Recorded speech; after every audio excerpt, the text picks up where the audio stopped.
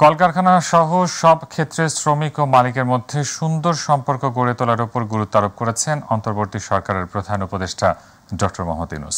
বিকেলে রাজধানীর একটি হোটেলে শীর্ষ ব্যবসায়ীদের সঙ্গে ন্যাশনাল বিজনেস ডায়ালগ শীর্ষক মতবিনিময় সভায় তিনি কথা বলেন। এ সময় পচা দেশ থেকে তরতাজা দেশে উন্নীত করতে ব্যবসায়ী সমাজের সহযোগিতা চান প্রধান উপদেষ্টা। আরও জানাচ্ছেন Rakib Hasan. International chamber of commerce বাংলাদেশের সার্বিক ব্যবস্থাপনায় এবং 15টি জাতীয় বাণিজ্য সংগঠনের যৌথ উদ্যোগে রাজধানীর একটি হোটেলে আয়োজন করা হয় ন্যাশনাল বিজনেস ডায়ালগ। অনুষ্ঠানে অংশ নেন অন্তর্বর্তী সরকারের প্রধান উপদেষ্টা ডক্টর মোহাম্মদ ইউনূস। দেশে বিরাজমান অর্থনৈতিক পরিস্থিতির উন্নয়ন ও ব্যবসার অনুকূল পরিবেশ ফিরিয়ে আনতে ইন্টারন্যাশনাল চেম্বার অফ কমার্স বাংলাদেশের পক্ষ থেকে বর্তমান সরকারকে বেশ কিছু পদক্ষেপ গ্রহণের অনুরোধ জানানো হয়। বর্তমানে দেশের সার্বিক অর্থনৈতিক অবস্থা বিবেচনা নিয়ে আমাদের ব্যবসায়ীদের পক্ষ থেকে এলডিসি গ্র্যাজুয়েশনে নির্ধারিত সময়ের বিষয়টি ভেবে দেখার প্রয়োজন বলে আমরা মনে করি। বিশ্ব বাণিজ্য টিকে থাকতে হলে শ্রমিক দক্ষতা, উৎপাদন ও প্রযুক্তির ব্যবহার বাড়ানোর তাগিদ দেন অর্থ উপদেষ্টা। আর ব্যবসার মেইন জিনিস হলো মানুষের উপকারের জন্য, তাই না? প্রফিট করবেন ডেফিনেটলি, এটা আমি ইচ্ছা করি, অনুরোধ করি। আর সাথে সাথে আপনারা একটু সিএসআর করেন। সিএসআর মানে কি হাসপাতাল দিয়ে বিরাট সাইনবোর্ড দিলেন না। আমি তো সিএসআর ডেফিনেশন দিয়েছিলাম, গরিব লোকের লোন দেবেন, মহিলাদের বেশি লোন দেবেন, প্রত্যেককে লোন দেবেন। This are CSR.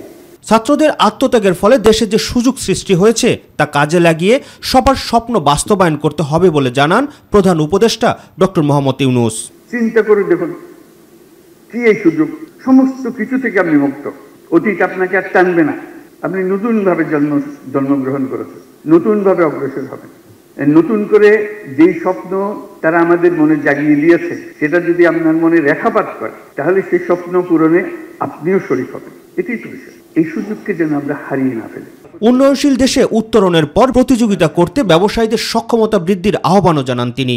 Low income country থেকে মিড ইনকাম কান্ট্রিতে চলে যায়, তাহলে অনেক সুযোগ সুবিধা হারিয়ে ফেলবো।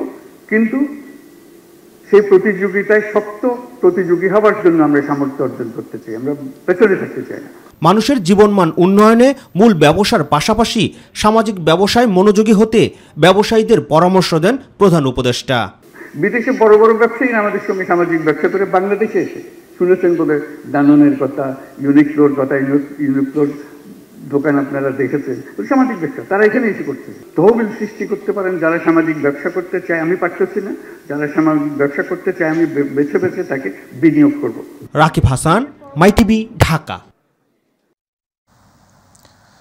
অন্তর্বর্তী সরকারের প্রধান উপদেষ্টা ডক্টর মোহাম্মদ ইউনূসের সভাপতিত্বে তার কার্যালয়ে অনুষ্ঠিত হয়েছে উপদেষ্টা পরিষদের বৈঠকে অন্তর্বর্তী সরকারের গত 1 মাসের কর্মকাণ্ড পর্যালোচনা করা হয়। এছাড়া আগামীতে অগ্রাধিকার ভিত্তিতে করণীয় নিয়েও আলোচনা করেন উপদেষ্টারা। বৈঠক শেষে ফরেন সার্ভিস একাডেমিতে আয়োজিত ব্রিফিংয়ে বৈঠকে বিস্তারিত তুলে ধরেন যুব ও ক্রীড়া উপদেষ্টা আসিফ মাহমুদ। তিনি জানান, বৈঠকে জুলাই স্মৃতি ফাউন্ডেশন গঠনের বিষয়ে সিদ্ধান্ত নেওয়া হয়েছে, যার মাধ্যমে বৈষম্যবিরোধী ছাত্র আন্দোলনে নিহতদের পরিবারকে সহায়তা এবং আহতদের চিকিৎসার ব্যবস্থা করা হবে। এছাড়া বিভিন্ন মন্ত্রণালয়ের তহবিলের যেসব অর্থ বেসরকারি ব্যাংকগুলো আমানত হিসেবে রাখা হয়েছে তা খুব শীঘ্রই মন্ত্রণালয়ে ফিরিয়ে আনতে উদ্যোগ গ্রহণের কথা জানান বন ও পরিবেশ উপদেষ্টা সৈয়দা রেজওয়ানা হাসান। আমাদের যেই জুলাই শহীদ স্মৃতি ফাউন্ডেশন করার কথা ছিল সেটি গঠন করা হয়েছে এবং সেখানে সভাপতি হিসেবে আছেন আমাদের মাননীয় প্রধান উপদেষ্টা ডক্টর মোহাম্মদ ইউনূস স্যার। সাধারণ সম্পাদক হিসেবে আছেন শহীদ মুগ্ধর বড় ভাই মীর মাহবুবুর রহমান, ডাকনাম স্নিগ্ধ। শহীদ পরিবার থেকে আমরা একজনকে সাধারণ সম্পাদক করেছি যেন দীর্ঘমেয়াদে শহীদদের যেই স্মৃতি সংরক্ষণ এবং একই সাথে শহীদ পরিবারের দেখাশোনার দায়িত্বে তারাও অংশগ্রহণ করতে পারে। ব্যাংকগুলো আমাদের টাকাটা দিতে পারছে না, তাদেরকে সাথে করে নিয়ে একটা রোড ম্যাপ তৈরি করে দেবে যাতে এই পাবলিক মানিটা যেই কাজে আমরা নিয়েছিলাম সেই কাজে আমরা ফেরত পাই। তো এইটা হচ্ছে যে আমাদের ব্যাংকিং খাতে কতটা ভঙ্গুর হয়েছে এবং ব্যাংকিংয়ের সংস্কারে যে আমাদেরকে কতটা সময় এবং প্রচেষ্টা দিতে হচ্ছে, এটার একটা সামান্য নমুনা আপনাদের সামনে তুলে ধরলাম। নির্বাচনের মহাসড়কে উঠতে প্রধান উপদেষ্টার ঘোষিত সংস্কার কাজগুলো দ্রুত শেষ হবে, এমনটাই প্রত্যাশা ব্যক্ত করেছেন মির্জা ফখরুল ইসলাম আলমগীর। রাজধানীতে এক সংবাদ সম্মেলনে তিনি এই প্রত্যাশার কথা জানান। পতিত ফ্যাসিবাদ শেখ হাসিনা ভারতবর্ষে আশ্রয় নিয়ে সেখান থেকে অপপ্রচার চালাচ্ছে অভিযোগ করে ছাত্র জনতার অভ্যুত্থানকে নস্যাৎ করে দেওয়ার পরিকল্পিত চক্রান্ত নস্যাৎ করে দেওয়ারও আহ্বান জানান তিনি। এবং একই সাথে শিল্প কলকারখানাগুলো চালু রাখার ক্ষেত্রে বিএনপির নেতাকর্মীদের সর্বাত্মক সহযোগিতা করারও নির্দেশ দেন বিএনপি মহাসচিব। মাহবুব সৈকতের রিপোর্ট। বিগত 15 বছরে গণতান্ত্রিক আন্দোলনে আত্মত্যাগকারীদের নিয়ে শাহাদাত বরণকারীদের স্মরণে 14 তারিখ কেন্দ্রীয় শহীদ মিনারে এবং 15 তারিখ আন্তর্জাতিক গণতন্ত্র দিবসের সমাবেশ সফল করতে নয়াপল্টনের কেন্দ্রীয় কার্যালয়ে যৌথ সভা শেষে বিএনপি মহাসচিবের এই সংবাদ সম্মেলন। প্রতিষ্ঠার জন্য দীর্ঘ 9 বছর অন্তর্বর্তী সরকারের প্রধান উপদেষ্টা ডক্টর মোহাম্মদ ইউনূসের বুধবার জাতির উদ্দেশ্যে দেয়া বক্তব্যের প্রতিক্রিয়াও জানান তিনি। অতি দ্রুত যেন এই সংস্কারের কাজগুলো শেষ করা হয়, মূল যে বিষয়টা রয়েছে জনগণের প্রতিনিধিদের শাসন, জনগণের নির্বাচিত পার্লামেন্ট দিয়ে দেশ চলবে, সেই বিষয়টা যেন আপনার অবশ্যই দ্রুততার সঙ্গে আপনার সমাপ্ত হয়। রাষ্ট্রীয় সংস্কারে জনগণের আশা আকাঙ্ক্ষার প্রতি খেয়াল রাখারও পরামর্শ দেন বর্ষিয়ান এই রাজনীতিবিদ। গণতন্ত্রের কোনো বিকল্প নেই। গণতান্ত্রিক রাষ্ট্র ব্যবস্থা, গণতান্ত্রিক সহজ ব্যবস্থা, গণতান্ত্রিক প্রতিষ্ঠানগুলোকে তৈরি করা হচ্ছে আমাদের সবচেয়ে বড় গুরুত্বপূর্ণ কাজ, কিন্তু সেই কাজটাও জনগণের অংশীদারিত্ব থাকতে হবে। সরকারি বিভিন্ন প্রতিষ্ঠানে পদায়ন নিয়ে সৃষ্ট পরিস্থিতি নিয়েও মন্তব্য করেন বিএনপির শীর্ষ এই নীতি নির্ধারক। একটা বিপ্লব যখন হয় তখন it's not a bed of roses, কুসুমাস্তীর্ণ নয়। এই অর্ডসগুলো, সমস্যাগুলো যেগুলো আছে সেগুলোকে পেরিয়ে কাজ করতে হয়। ওইটুকু ধৈর্য তো আমাদেরকে ধরতেই হবে। শিল্প কলকারখানা চালু রাখার ক্ষেত্রে সবার সহযোগিতা চেয়ে ছাত্র জনতার বিজয়কে নস্যাতের ষড়যন্ত্র রুখে দেওয়ারও আহ্বান জানান মির্জা ফখরুল ইসলাম আলমগীর। হাসিনা বিদেশে, ভারতবর্ষে আশ্রয় নিয়েছেন এবং সেখান থেকে যে অপপ্রচার চালানো হচ্ছে আপনার এই বাংলাদেশ সম্পর্কে, মানুষের সম্পর্কে, একই সঙ্গে শিল্পক্ষেত্রে আপনার একটা অস্থিরতা সৃষ্টি করার চেষ্টা করা হচ্ছে। একযোগে ঐক্যবদ্ধ হয়ে এই ধরনের প্রবণতাকে তারা নস্যাৎ করে দেবেন। বুধবার মধ্যরাতে হাসপাতালে ভর্তি হওয়া বেগম খালেদা জিয়ার শারীরিক অবস্থা নিয়ে কথা বলেন বিএনপির স্থায়ী কমিটির সদস্য ও চেয়ারপারসনের ব্যক্তিগত চিকিৎসক অধ্যাপক ডাক্তার এজেডএম জাহিদ হোসেন। কথা আসবে, আপনারা বাইরে নিচ্ছেন না কেন? স্পষ্ট, একজনকে বাইরে নিতে হলে শারীরিক সুস্থতা প্রয়োজন। প্লেনে উঠতে হলে নেগেটিভ প্রেসার সহ্য করার মতো সুস্থতা থাকতে হয়। মাহবুব সৈকত, মাই টিভি, ঢাকা।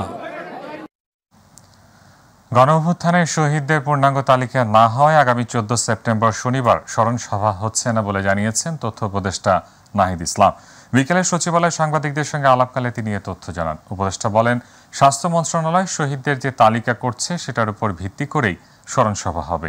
তিনি বলেন, এখন পর্যন্ত স্বাস্থ্য মন্ত্রণালয় থেকে 728 জন নিহতের তালিকা এসেছে আর 20,263 জন আহত হয়েছেন।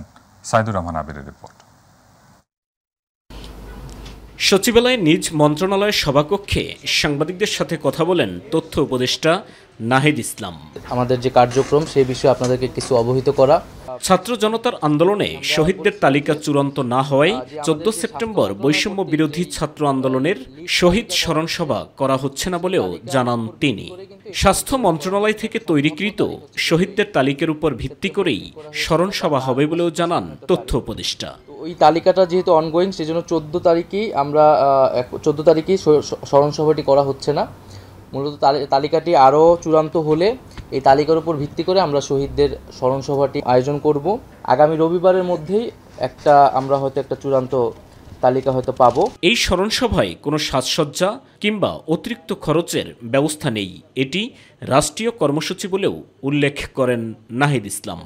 এখানে কোনো ধরনের সাজসজ্জা বা অতিরিক্ত কোনো খরচের আসলে ব্যবস্থা নেই। আর এটা একটা রাষ্ট্রীয় প্রোগ্রাম। আমরা চেয়েছিলাম যে সকল শহীদ পরিবারদের একত্রিত করা এবং তাদের থেকে আরও ইনফরমেশন আসলে আমাদের নেওয়ার আছে এবং একটা রাষ্ট্রীয় সম্মাননা দেওয়া। তো সেটি খুব দ্রুত সময়ের মধ্যেই আসলে হবে, এই তালিকাটি নিশ্চিত হওয়ার মাধ্যমে। সাইদুর রহমান আবির, মাই টিভি, ঢাকা। 2015 সালে খিলগা থানা ছাত্র দলের সাবেক সাধারণ সম্পাদক নুরুজ্জামান জনিকে পুলিশি হেফাজতে ক্রসফায়ারের নামে হত্যার অভিযোগে গ্রেফতার ডিএমপির তৎকালীন পুলিশ কমিশনার আসাদুজ্জামান মিয়ার 7 দিনের রিমান্ড মঞ্জুর করেছেন আদালত। বিকেল 3:55 তাকে আদালতে হাজির করে পুলিশ। এ সময় মামলার তদন্ত কর্মকর্তা খিলগা থানার উপপরিদর্শক গোলাম মাহমুদ মামলার সুষ্ঠু তদন্তের স্বার্থে তাকে 10 দিনের রিমান্ডে নিতে আবেদন করেন। শুনানি শেষে ঢাকার মেট্রোপলিটন ম্যাজিস্ট্রেট সাইফুল ইসলামের আদালত তার এই রিমান্ড মঞ্জুর করেন। আদালতে সংশ্লিষ্ট থানার সাধারণ নিবন্ধন শাখার কর্মকর্তা পুলিশের উপপরিদর্শক আশরাফ আলী বিষয়টি নিশ্চিত করেন। এর আগে বুধবার রাজধানীর মহাখালী ফ্লাইওভার এলাকা থেকে তাকে গ্রেফতার করে র্যাবের একটি দল। শেষে তাকে বিজ্ঞ আদালতে উপস্থাপিত করা হয় এবং তার বিরুদ্ধে 10 দিনের রিমান্ড প্রার্থনা করে এবং তদন্তকারী কর্মকর্তা এই মামলায় আসাদুজ্জামান মিয়ার সংশ্লিষ্টতা পায় এবং এই মামলার সঙ্গে তার ঘটনার সঙ্গে এনকাউন্টারের সঙ্গে এবং এই ক্রস ফায়ারের সঙ্গে তার জড়িত থাকার বিষয়টা নিশ্চিত হওয়ার কারণে আরও জিজ্ঞাসাবাদ করার জন্য এটার সঙ্গে কারা কারা জড়িত তা উদ্ঘাটন করার জন্য 10 দিনের রিমান্ড প্রার্থনা করে। কিন্তু 10 সালে 302 এবং 24, 34, 143 এই ধরনের মামলা আমার মনে হয় আমার মোকালেফি জীবনে এই প্রথম আমরা দেখেছি। ছাত্র জনতার আন্দোলনে গুলিবর্ষণ এবং হত্যা মামলায় জাসদ সভাপতি হাসানুল হক ইনু, ওয়ার্কার্স পার্টির সভাপতি রাশেদ খান মেনন, সাবেক টেলিযোগাযোগ ও তথ্য প্রযুক্তি প্রতিমন্ত্রী জুনায়েদ আহমেদ পলক ও সাবেক আইজিপি আব্দুল্লাহ আল মামুনের রিমান্ড শেষে জেল হেফাজতে পাঠানোর নির্দেশ দিয়েছেন আদালত। সকালে রিমান্ড শুনানির জন্য তাদের সিএমএম আদালতে হাজির করা হয়। এ সময় জামিনের আবেদন করেন আসামি পক্ষের আইনজীবীরা, কিন্তু জামিন আবেদন নাকচ করে আদালত তাদের কারাগারে পাঠানোর নির্দেশ দেন। বৈষম্য বিরোধী ছাত্র জনতার মিছিলে গুলি করে মোহাম্মদপুরে মুদি দোকানি আবু সায়েদ হত্যা মামলায় 8 দিনের রিমান্ডে নেওয়া হয় সাবেক আইজিবি আব্দুল্লাহ আল মামুনকে। এছাড়া একটি মামলায় ইনুর 8 দিনের রিমান্ড মঞ্জুর করেন আদালত। একই সঙ্গে মেনন ও পলককেও কয়েক দফা রিমান্ডে জিজ্ঞাসাবাদ করে পুলিশ।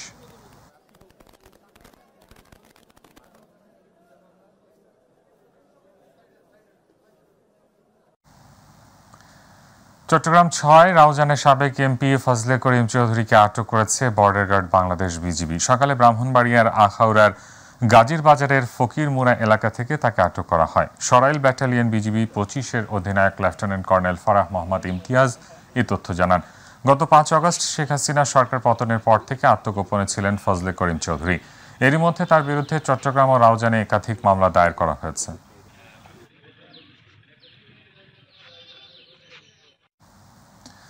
আশুলিয়ায় বৃহস্পতিবারও 86টি কারখানা অনির্দিষ্টকালের জন্য বন্ধ এবং 133টি কারখানায় সাধারণ ছুটি ঘোষণা করেছে কারখানা কর্তৃপক্ষ।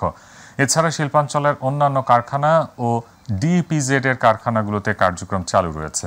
সকাল থেকে চালু থাকা কারখানাগুলোতে শ্রমিকদের নির্ধারিত সময়ে কাজে যোগ দিতে দেখা যায়। শিল্প পুলিশ জানায়, শ্রমিকদের সাথে মালিকপক্ষের বনিবনা না হওয়ায় অনেক কারখানায় শ্রমিকরা কর্মবিরতি পালন করে আসছে। পরে সেসব কারখানায় সাধারণ ছুটি ঘোষণা করে কারখানা মালিকরা। এছাড়া বেশ কিছু কারখানা অনির্দিষ্টকালের জন্য বন্ধ ঘোষণা করে মালিকপক্ষ। কারখানাগুলোর সমস্যা চিহ্নিত করে সেগুলোকে সমাধানে নানা উদ্যোগ নেওয়া হয়েছে।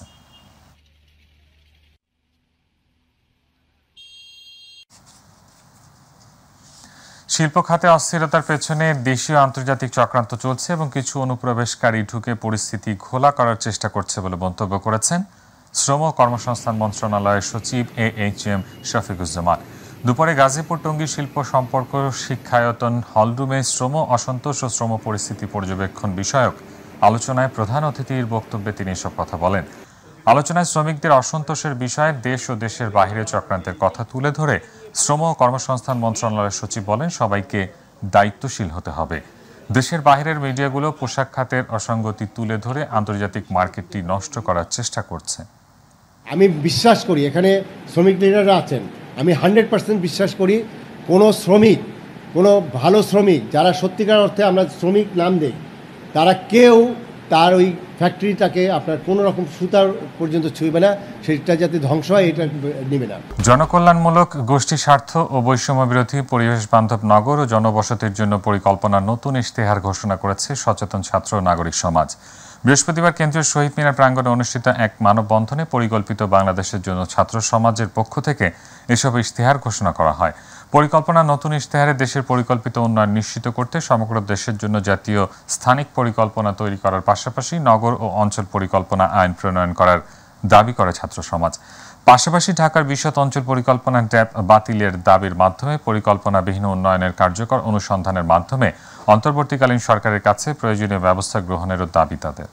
সার্বজনীনভাবে তাদের যে অধিকারটি পাওয়ার কথা সেই অধিকারটি যারা পাচ্ছে না তাদেরকে সেই অধিকারটি আমরা বাস্তবায়ন করতে চাই। শিশু থেকে বৃদ্ধ পর্যন্ত এবং প্রতিবন্ধী ব্যক্তি সহ সবাইকে নিয়েই আমাদের নগর পরিকল্পনা করতে হবে। পরিকল্পনাবিদ ছাড়া অন্যদেরকে বসানো হয়েছে।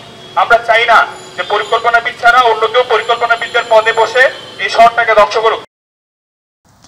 মৌলভীবাজার জেলাসহ পুরো সিলেট বিভাগে প্রচণ্ড গরমে অতিষ্ঠ হয়ে পড়েছে জনজীবন। জেলার অন্যান্য উপজেলার মতো জুড়িতে প্রচণ্ড গরমে যখন মানুষের হাঁসফাঁস অবস্থা, ঠিক তখনই মরার উপর খরার ঘা হিসেবে বেড়েছে বিদ্যুতের অসহনীয় লোডশেডিং।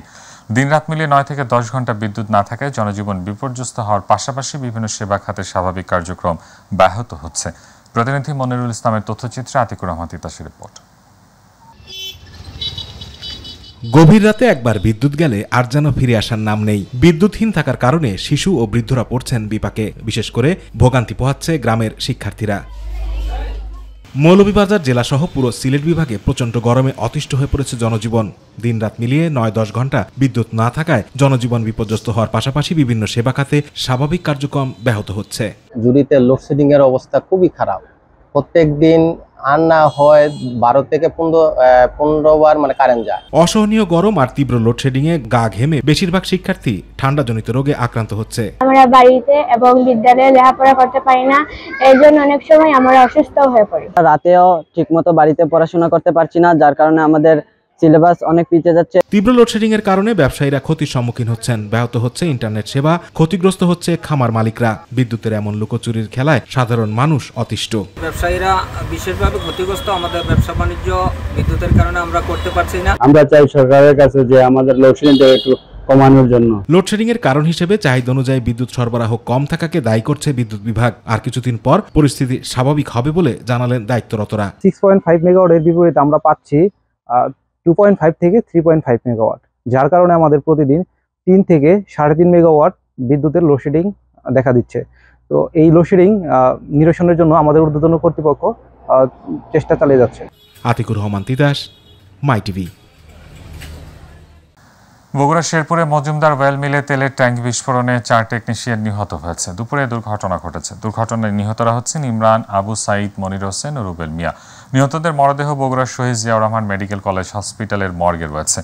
শেরপুর ফায়ার সার্ভিসের স্টেশন ম্যানেজার বখতিয়ার রহমান জানান, তেলের লাইন মেরামতের জন্য ওয়েল্ডিং করার সময় আগুনের স্ফুলিঙ্গ থেকে বিস্ফোরণে এই মিলের মধ্যে আগুন ধরে যায়।